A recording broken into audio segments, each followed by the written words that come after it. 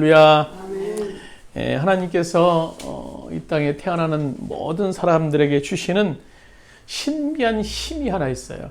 그것은 잠재력이라는 겁니다. 영어로 포텐셜이라고 그러는데요. 잠재력, 국어 사전에 보니까는 겉으로 드러나지 않고 속에 숨어있는 힘을 잠재력이라고 한다고 해요. 쉽게 말하면 우리가 할 수 있는데 하지 못하는 것, 될 수 있는데 되지 못하는 것, 그러니까 그런 것들을 가능하게 만드는 것, 쉽게 말하면 가능성이라고 하는 것이죠. 할 수 있게 하고 될 수 있게 하는 능력. 그래서 어떤 사람은 이 잠재력이라는 이 하나님의 선물을 잘 개발해서 자기 인생을 빛나게 하는 사람이 있어요. 그런가 하면 어떤 사람은 이 잠재력을 펼쳐보지도 못하고 그냥 이렇게 살다가 세상을 떠나가는 사람, 아마 수많은 사람이 이 경우에 해당될 것 같아요. 1936년에 미국의 작가 로엘 토마스라는 그분이 쓴 저서 사람을 움직이는 기술이라는 책에 보면 서문에 이렇게 나옵니다. 하버드 대학의 윌리엄 제임스 교수에 의하면 평균적인 인간은 그 지적 잠재 능력의 10%밖에 발휘하지 않는다라고 그는 말했다라고 말씀하고 있어요. 그러니까 사람들의 대부분은 90%라는 자신의 그 숨은 능력인 지적인 잠재적인 능력을 사용하지 못하고 세상을 떠난다는 거예요. 그러니까 우리가 이 뇌에서 이 땅에 대부분의 사람들이 사용한다는 것은 10% 정도밖에 안 된다는 거예요.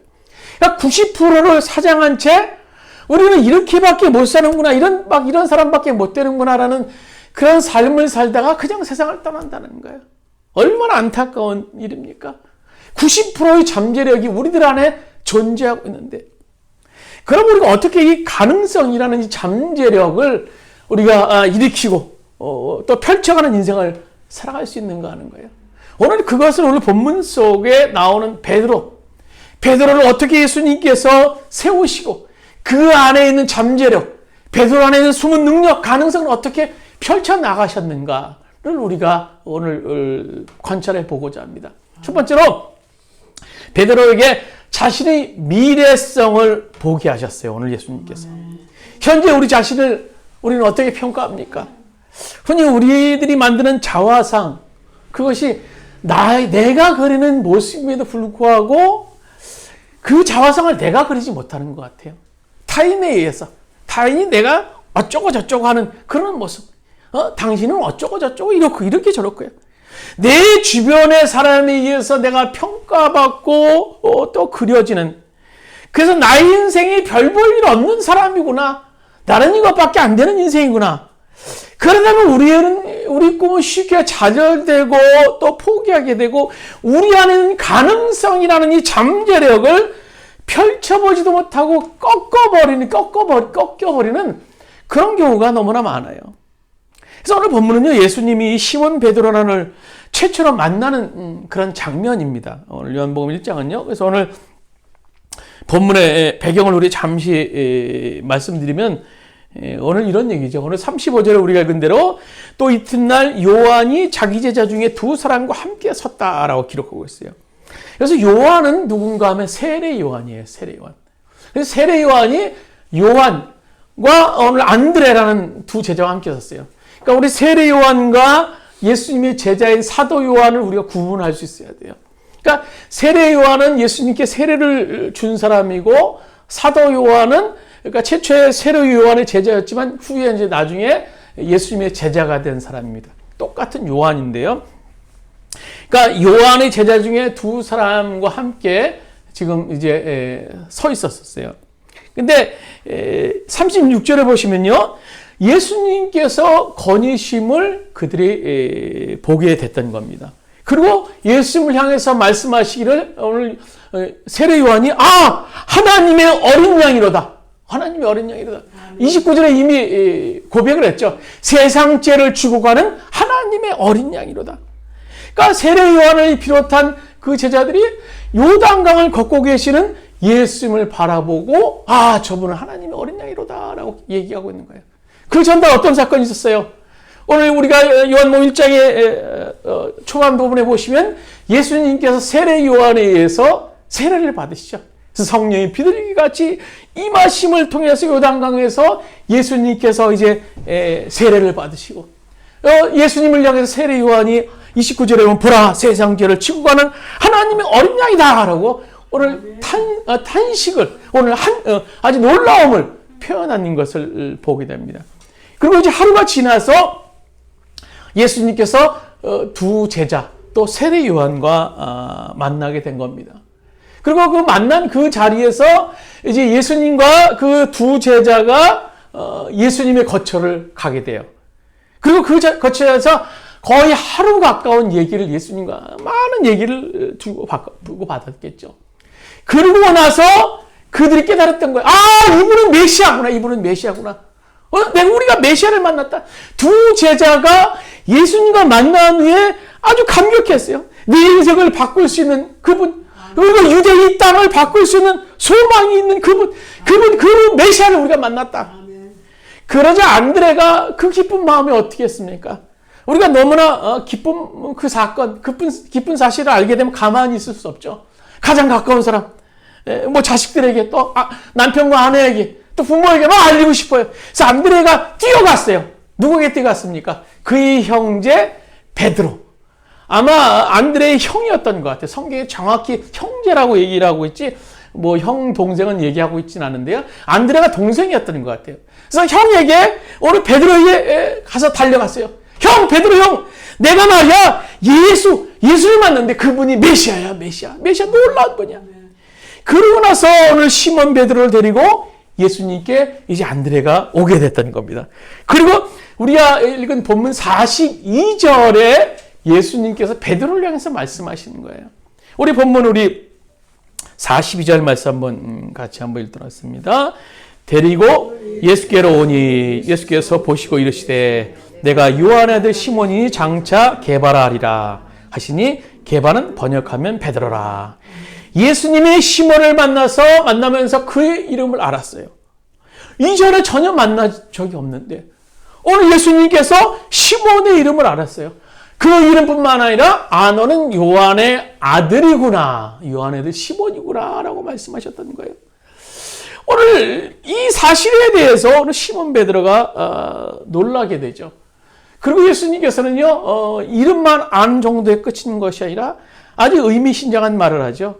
내가 시몬인데, 너가 시몬인데 장차 이제 게바가 될 것이다 라고 얘기하는 거예요.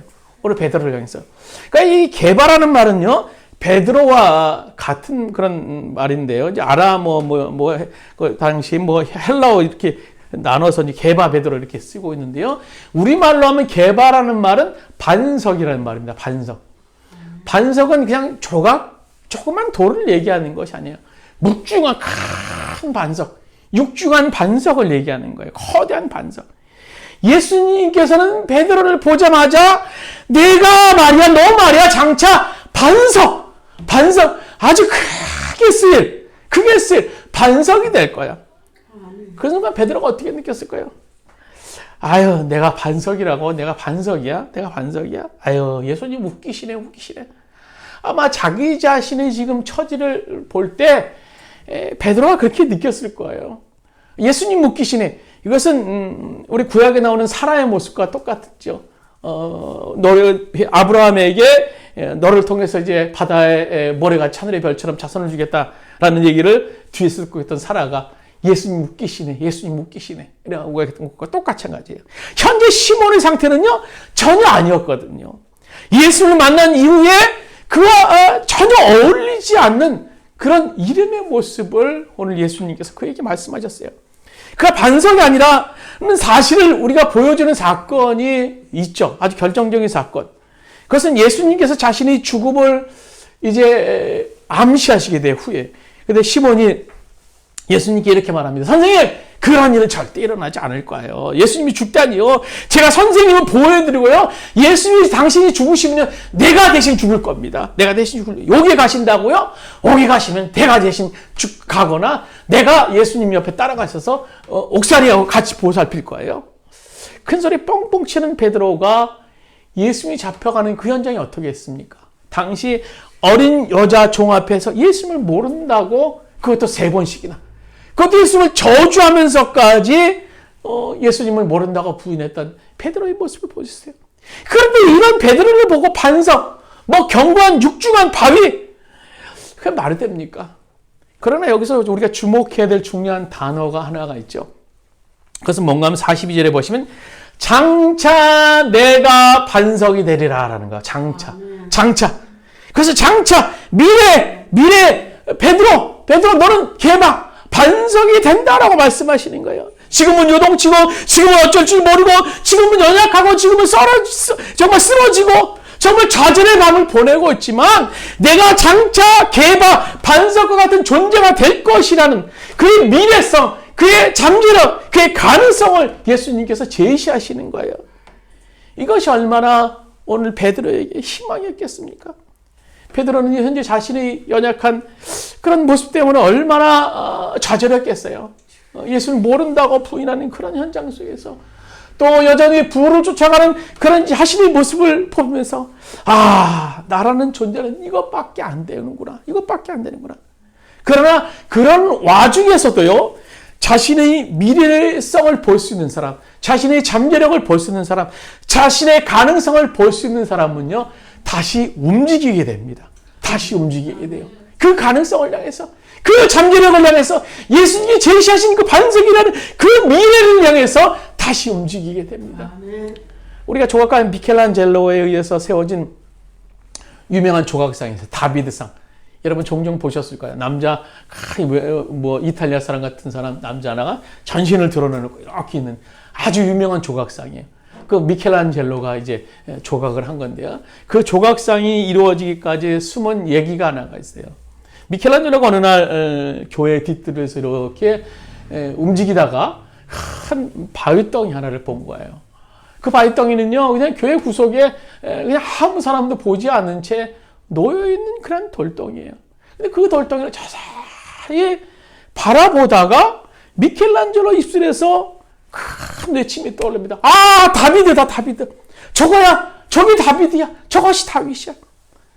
그러나 돌을 단순히 돌로 본 것이 아니라 그 돌이 작가의 손에 의해서, 즉 자신의 손에 의해서 다듬어진 그날, 그 속에서 만들어진 위대한 다윗상, 다비드상을 보고 있었던 겁니다.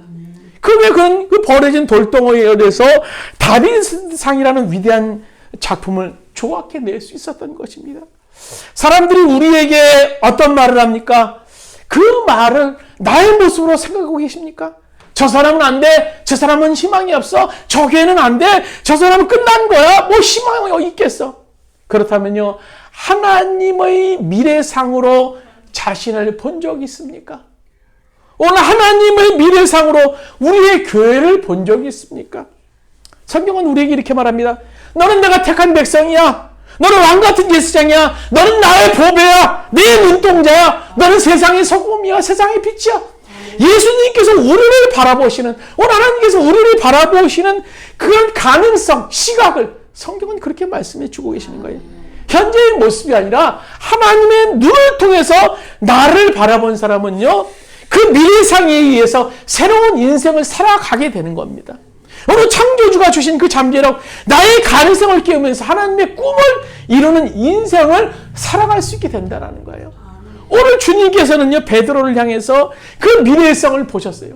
지금 현재는 보잘것없고 연약하고 정말 가능성이 없어 보이지만 너는 앞으로 반석이 될 거야. 든든한 반석이 될 거야 라고 말씀하셨던 겁니다. 그리고 두 번째로 주님께서 베드로의 잠재력을 깨울 수 있었던 것은요, 베드로에게 삶의 목적을 발견하게 하세요. 미래상을 발견하는 거 중요해요.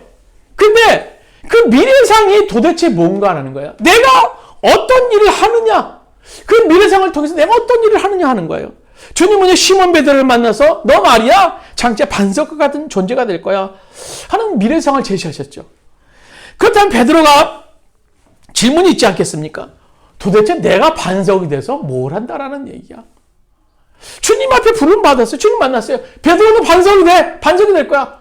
베드로가 의문 가졌던 거예요. 도대체 내가 반석과 같은 존재가 돼서 내가 어쩌자는 거야? 어쩌자는 거지? 우리 인생에서 일어날 수 있는 최대의 비극 중에 하나는요, 그것은 자기의 사명을 발견하지 못하고 사는 사람이에요. 내가 왜 사는가? 내가 왜 태어난 건지 모르고 살아가는 인생. 그냥 태어난 김에 살아가는 인생. 그것처럼 비극적인 인생이 어디 있겠습니까?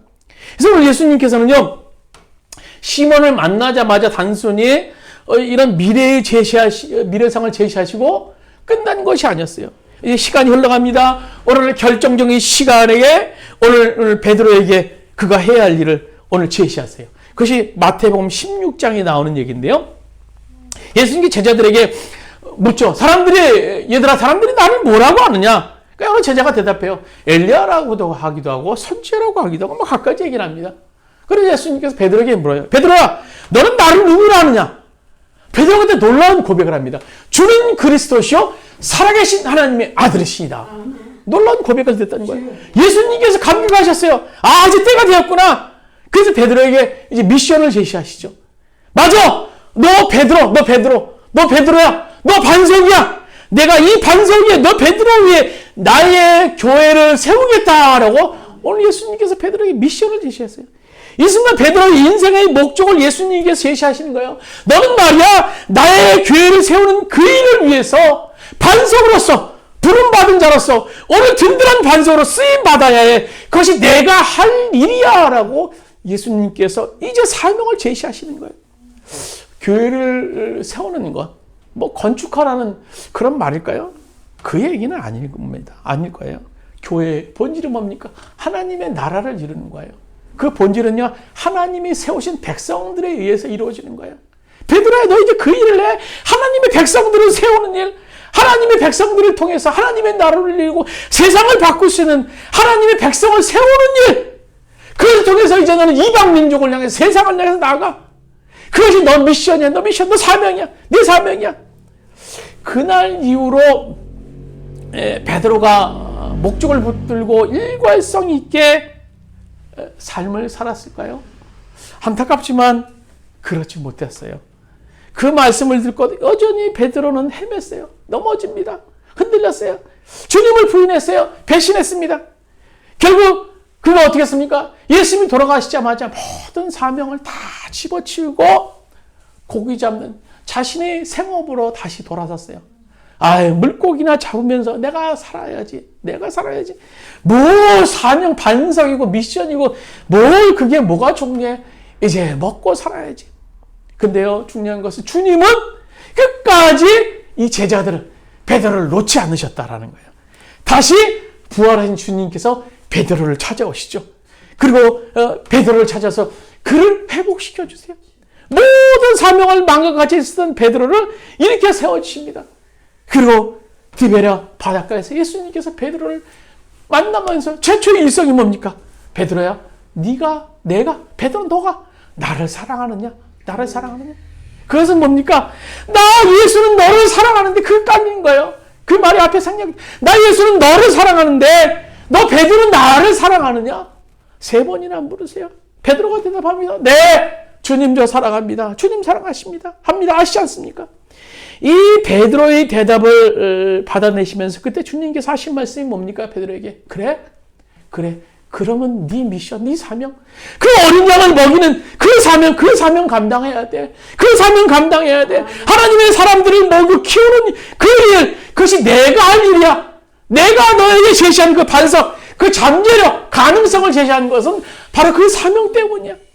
다시 그 목적을 새롭게 해주시는 장면을 우리가 볼 수 있어요. 여러분 인생을 살면 최대의 비극은요, 바로 왜 사는지 모르는 인생. 그냥 하루하루 사는 것. 하루하루 사는 것. 하루도 그냥 태어난 김에 살고, 하루도 그냥 먹고 살기 위해서 그냥 사는 인생. 참 슬픈 인생이 될 수밖에 없어요. 세상에 존재하는 모든 곳에서는요, 목적이 다 있게 마련입니다. 우리가 지금 환하게 불을 켜놓고 있는데요, 우리가 불을 켜기 전까지 저 천장에 있는 전구는요, 자기의 존재를 나타내지 못했어요. 근데 불을 켜는 딱 그 순간 비치니까 그 자기의 존재성을 저 전구는 나타나게 된 겁니다. 비치니까 얼마나 좋습니까? 바로 전구가 존재하는 이유는 빛을 발하기 위해서였던 겁니다. 그러면 왜 창조주께서 아직도 우리가 호흡하며 이 땅에서 우리가 살게 하셨을까? 왜 숨쉬고 우리가 살게 하셨을까요? 오늘 현대인들의 혼란의 원인은요, 자신의 존재의 목적을 상실하고 모르기 때문입니다. 그럼 우리의 존재의 목적이 뭘까요? 목사님, 도대체 어떻게 내 인생의 미션을 발견할 수 있겠습니까? 세상의 모든 것이 다 존재의 목적이 있는데 저의 존재는 목적은 뭡니까? 목적은 뭡니까? 여러분, 하나 예를 들어볼까요? 이 휴대폰 있어요, 휴대폰. 이 휴대폰을 어느 원시 문명 부족에게 이제 줬다고 생각해 봅시다. 가정해 본다면 어떤 일이 벌어질까요? 아마 이 휴대폰을 보면서 어떤 사람은 아유 이거 비치니까 거울인가 보다. 그래서 이제 거울로 쓰는 사람이 있을 수도 있을 거고요. 어떤 사람은요 이 휴대폰을 가지고 이 뭐 망치 같은 것도 뭐 두드리면서도 좋을 거다. 그래서 뭐 간단한 걸 두드리는 도구로 또 사용할 수도 있었을 거예요. 근데 제일 이 휴대폰의 용도를 알 수 있는 방법은요, 이 휴대폰을 만든 사람을 만나는 거예요. 그 사람을 만날 때 아주 알기 쉽게, 제일 정확하게 이 휴대폰의 용도를 알게 될 수 있을 것입니다. 그렇습니다.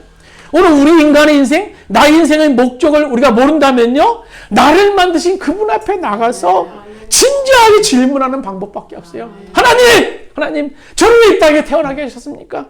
뭐 때문에 저를 만드셨습니까? 뭐하고 살아야 됩니까? 저는요. 그냥 이대로 지금 사는 게 맞습니까? 진지하게 창조자 하나님 앞에 기도하셔야 돼요.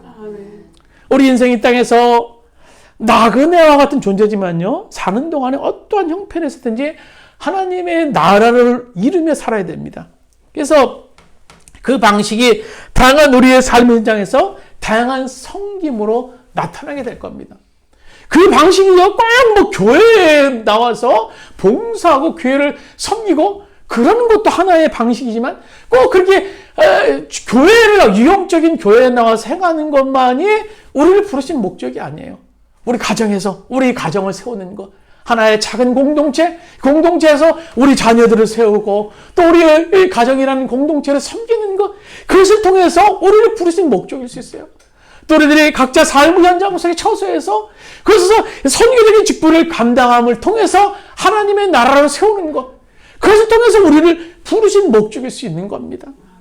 그렇게 하나님이 주신 목적을 발견하는 사람은요, 자신 안에 있는 잠재력을 발견할 수 있게 되는 겁니다. 그래서 잠재력을 깨운 사람은요, 그 일을 잘 할 수 있게 되는 거예요.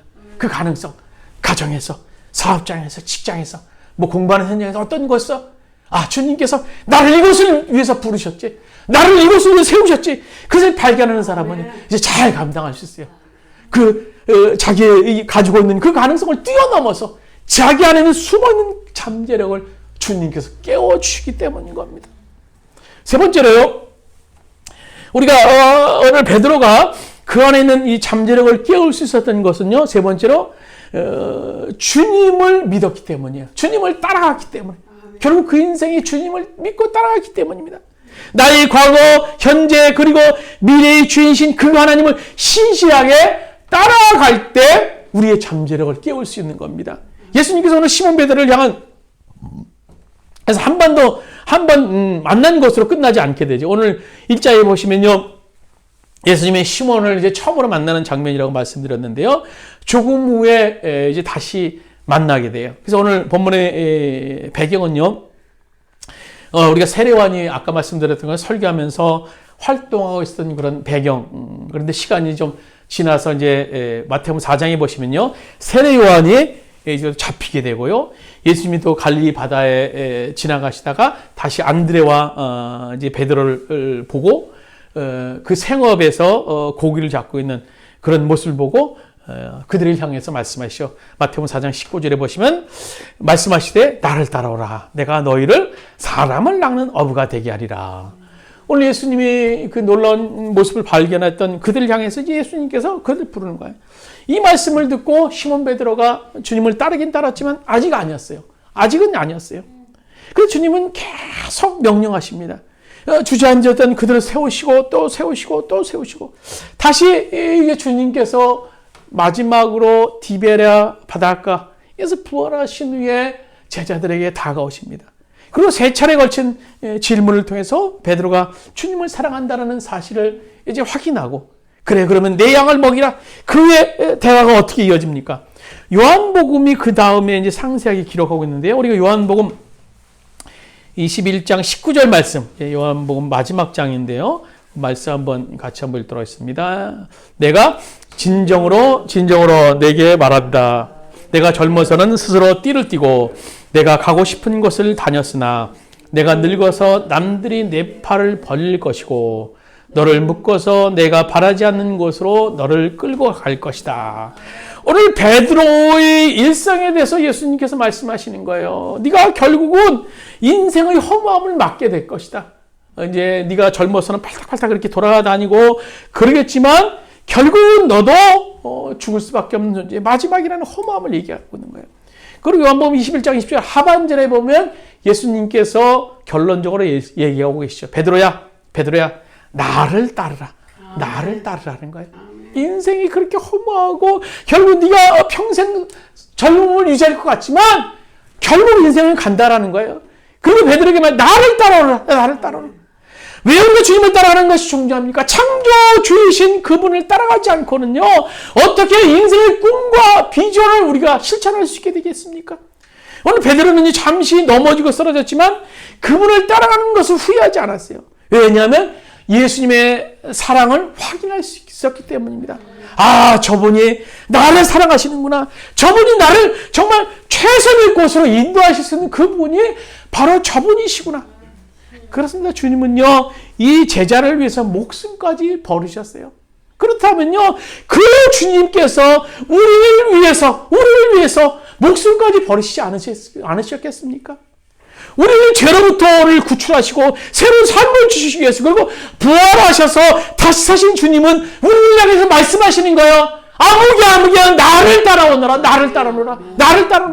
내가 너의 잠재력을 깨워주겠다. 너를 부른 그 목적을 실현하겠다 말씀하시는 거예요. 여러분, 우리가 창세기 1장 1절에 보면 우리가 잘 아는 말씀이 있죠. 태초에 하나님이 천지를 창조하시니라. 태초에 하나님이 만물을 존재하기 전에 하나님께서 계셨다라는 거예요. 무슨 얘기입니까? 하나님 안에 만물의 가능성이 이미 존재했다라는 거예요. 만물의 가능성이. 근데 만물은요, 지어지기 전에 하나님 안에 이미 존재하고 있었어요. 그 하나님이 말씀하시는 그 순간 그 가능성은 만물의 현실로 나타나기 시작했던 것입니다. 그래서 그 하나님이 바로 잠재력도 가능성의 주인이신 그 하나님을 우리가 알게 됐던 겁니다. 그래서 그 하나님을 신뢰하고 그 하나님을 믿음으로 오늘 따라간다는 사실, 그것이 얼마나 중요한 사실일 수 있는 겁니까? 어느 그의 오늘 베드로 안에 있는 잠재력이 깨워지게 되고, 그 후에 예수님께서 이제 하늘에 산으로 승천하시게 되고, 베드로는 예수님을 대신해서 새로운 지도자가 됩니다. 그리고 그가 설교할 때 성경에 보시면요, 3,000명, 5,000명이 막 회개하는 역사, 또한 걷지도 못하는 자가 일어나는 역사, 죽은 병자가 막 치유되며 죽은 다비다를 살리는 놀라운 기적을 이뤄냅니다. 그 후에 베드로는요, 로마의 백부장과 만남을 통해서 이방 선교에 대한 큰 비전을 가지게 되고, 이제 그는 이방인의 복음화라는 정말 원대한 잠재력을 깨우는 자가 될 수 있었던 겁니다. 오늘 말씀을 마치도록 하겠습니다. 정말 세상은 점점 어두워져 가고 있어요. 물질과 과학이 주도하는 세상, 그 세상. 이런 세상에서 우리들이 그리는 자화상은요, 기계의 부속품 중에 하나가 되기 쉬워요. 죽어있는 듯한, 아무런 소망도 없는 듯한, 그냥 사는 삶. 이럴 때일수록 우리 안에 있는 잠재력을 통한 우리의 가능성을 발견하는 것이 너무너무 중요한 거예요. 오늘 성경에서 시몬을 개바로, 오늘 반석으로 보신 주님은요, 그의 잠재력을 깨우기 위해서 그에게 사명을 주셨고, 그 사명을 확인시키신 후에 나를 따라오너라 베드로야. 너의 삶이, 너의 인생이 허무한 인생이야. 나를 따라오는 그 사명을 감당할 때만이 정말 복된 인생이 될 수 있다고 말씀하셨다는 겁니다. 그렇습니다. 우리의 잠재력을 깨울 수 있는 길은 뭡니까? 내 삶의 주인이신 하나님, 나를 위해 십자가에서 자신의 생명을 버려주시고 죽은 지 사흘 만에 부활하셔서 다시 살아나신 그 주님, 그 주님께서 나를 따르는 말씀하신 그 말씀에 순종할 때 비로소 우리 안에 있는 가능성이라는 잠재력이 깨어나게 될 줄로 믿습니다. 오늘로 이 다원화되는 이 세상 속에서 오늘로 주님 말씀을 따라가면서 주님 안에 있는 가능성을 발견하는 가운데 소망을 가지고 삶을 살 수 있는 오늘 여러분 되시기를 주님의 이름으로 축원드립니다. 우리 잠시 말씀을 생각하시면서 제가 기도드리겠습니다. 주님 다원화되는 이 복잡 다단한 이 세상 속에서 우리의 존재는 아무것도 아닌 것처럼 느껴질 때가 있습니다. 하나의 기계의 부속품에 불과하고 하나의 그냥 아무것도 아닌 존재로 느껴질 때가 너무나 많습니다. 그러나 주님께서는 우리를 창조하시고 너는 왕같은 제사장이야, 거룩한 백성이야, 너는 나의 놀라운 존재야, 내가 너를 창조하고 너무너무 기뻤다 말씀하신 그 하나님의 그 놀라운 그 비전들을 우리를 통해서 이룰 수 있음을 우리가 바라볼 수 있도록 주님 도와주시옵소서. 우리 안에 있는 잠재력을 볼 수 있도록 인도하여 주시옵소서. 우리 안에 있는 그 반석, 개발을 볼 수 있도록 주님께서 인도하여 주시옵소서. 오늘 베드로를 부르신 하나님, 우리를 부르실 줄로 믿습니다.